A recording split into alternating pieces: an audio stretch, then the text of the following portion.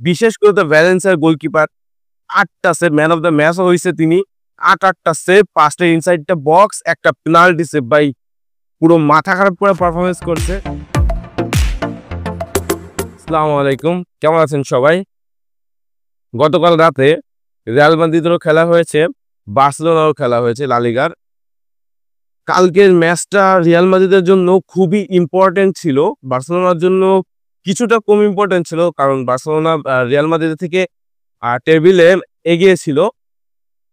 Real মাদ্রিদের জন্য এক প্রকার ফরজ বলা যায়, যে ম্যাচটা জেতা তাদের জন্য ফরজ ছিল। ভ্যালেন্সিয়া বেশি একটা ভালো টিম না, যে ভ্যালেন্সিয়া গত 4 ম্যাচে বার্সেলোনার কাছে পাত্তাই পায় না। এক ম্যাচে 7টা খাইছে, এক ম্যাচে 5টা খাইছে, সেটা আলাদা ব্যাপার।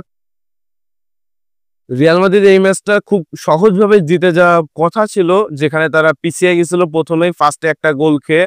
এরপরে ভিনিসিয়াস জুনিয়র পেনাল্টি মিস করছিল, এরপরে 50 মিনিটে সে পেনাল্টি মিস করলেও একটি গোল করে দলকে সমতায় ফিরিয়ে আনে।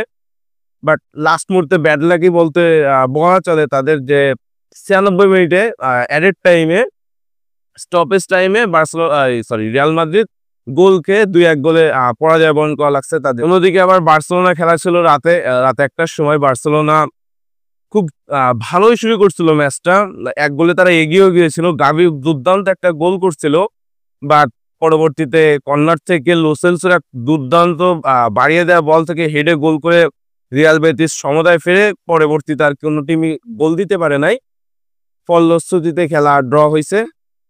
বার্সেলোনা ড্র করাতে বেশি একটা লস হয় নাই, তাদের এগিয়ে যাওয়ার সুযোগ ছিল, যেহেতু রিয়াল মাদ্রিদ হেরে গেছে, এজন্য তাদের এগিয়ে যাওয়ার সুযোগ ছিল, বাট তারা এগিয়ে যাইতে পারে নাই। তাদের ড্র করে 1 পয়েন্ট নিয়ে সন্তুষ্ট থাকতে হয়েছে।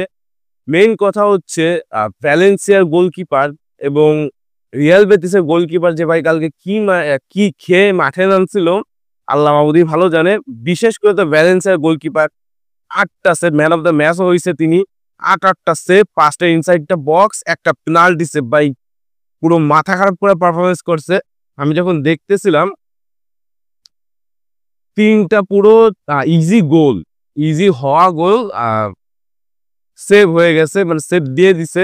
1-1 তো 2টা গোল সেভ দিছে। ওদিকে আবার রিয়াল বেতিসের গোলকিপার 2টা পিওরলি হওয়া গোল সেভ দিয়ে দিছে 1-1। মানে দুই প্রতিপক্ষর গোলকিপার যে কি খেয়ে নামছিল মাঠে, ভাই বলতে পারতেছি না। তাদের মাথায় হয়তো ঘাড়ে ভূত চাপ ছিল, যে হয়তো তাদের আজকে রিয়াল মাদ্রিদ এবং বার্সেলোনার বিপক্ষে ভালো পারফরমেন্স করতেই হবে, এছাড়া তাদের কোনো গতি নাই। বাট সেটা আলাদা ব্যাপার। যাই হোক, এখন মেন কথা আমরা যদি টেবিলে আসি, বার্সেলোনা এখন 67 পয়েন্ট নিয়ে, যেহেতু 66 ছিল তাদের 3 পয়েন্ট, এই ম্যাচটা তাদের জেতা উচিত ছিল, জিতে তাদের এগিয়ে যাওয়ার একটা সম্ভাবনা ছিল। 3 পয়েন্ট নিয়ে তারা 69 হইতে পারতো, বাট তারা 67তেই তাদের সন্তুষ্ট থাকতে হচ্ছে। ওদিকে রিয়াল মাদ্রিদ তো 63 পয়েন্ট নিয়েই থাকা লাগতেছে তাদের, যেহেতু তারা ম্যাচটি হেরে গেছে। এই ম্যাচটা রিয়াল মাদ্রিদ জিততে পারলে তাদের সুবিধা হইতো, কারণ বার্সেলোনার সাথে তাদের পয়েন্টের ফাঁকটা তাহলে অনেকটাই কমে যেত। এরপরে যে এল ক্লাসিকোটা রয়েছে, সেই এল ক্লাসিকো ডিসাইড করে দিত যে কে টাইটেল রেসে কারা জয়ী হচ্ছে। অ্যাটলেটিকো মাদ্রিদ তো পিছিয়ে গেছে অনেক আগেই, বাট কালকের ম্যাচটা হেরে যাওয়ার পরে আমার মনে হচ্ছে কেন জানি Real Madrid already title race থেকে ছিটকে গেছে। বার্সেলোনা রিয়াল বেতিসের বিপক্ষে একেবারে খারাপ খেলে নাই, তাদের যথেষ্ট সুযোগ, তারা চান্স ক্রিয়েট করছে, বাট গোল করতে পারে নাই। অন টার্গেটিং শটগুলা ছিল, but Real Madrid chance create করছে অনেক, ওয়ান টার্গেটের শটও রাখছে, বাট অফ টার্গেটে তাদের যেই পরিমাণ শট গেছে, এটা ভাই খুবই বেশি। এমবাপ্পে এত সুন্দর সুন্দর চান্স মিস করছে, একটা তো বাড়ি লাগাই দিছে। এখন দেখা যাক, যদি আর কোনো পসেশনকে বার্সেলোনা না কাটে, এভাবে যদি তারা জিতে যাইতে পারে পরবর্তী ম্যাচগুলাই, তাহলে তাদের টাইটেল রেসে লা লিগাটা জেতা সম্ভব। যদি তারা 50 পা কেটে ফেলে, যদি 2-1টা ম্যাচ হেরে যায় বা আবার এখন ড্র করে, এবং রিয়াল মাদ্রিদ যদি পরবর্তী ম্যাচগুলো জিতে যায়, তাহলে কিন্তু মোড় ঘুরতেও পারে, বলা যাচ্ছে না।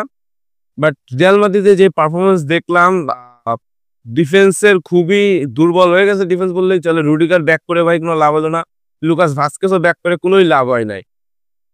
চুয়ামিনি একমাত্র ভালো খেলছে বলা যায় ডিফেন্ডিং এর মধ্যে। এছাড়া ভালো ডিফেন্স যে রিয়াল মাদ্রিদ করছে এটা বলা যাচ্ছে না। আমাদের গোলকিপার কথা তো কিছু বললামই না ভাই। তাদের লুনিনও ইনজুরিতে পড়ছে, আর কোর্টিস তো আগে থেকে ইনজুরিতে। রিয়াল মাদ্রিদে মনে হয় এই মৌসুমটাই কপালে দুঃখই রয়েছে। সামনে কোপা দেল রের ফাইনাল 26 তারিখ বার্সেলোনার সাথে। এই পারফরমেন্স যদি বার্সেলোনাদের আবারও করে, তাদের আবারও ভরাডুবি ছাড়া কিছুই করার নাই।